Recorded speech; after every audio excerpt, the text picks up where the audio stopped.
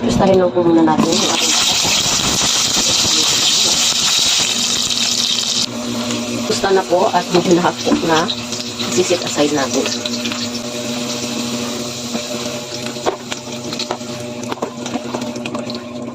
Isa ng bawang, sibuyas at luya.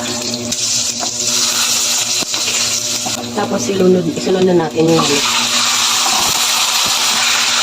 isunod na natin siya para wala yung langsa. Yan ng kaunting asin. Bitchin. Maglagay na tayo ng tuyo. Kunting suka. Maglagay na lang din tayo ng paminta. Maglagay lang din ako ng tubig. Tapos ilaga na natin ito para maging malambot yung ating manok.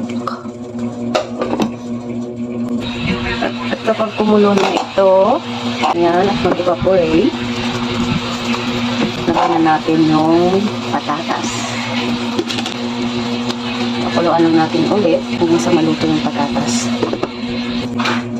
At ito na nga, luto na ang ating adobong manok. Lipat lang natin sa lagayan. Luto na nga ang ating chicken adobo.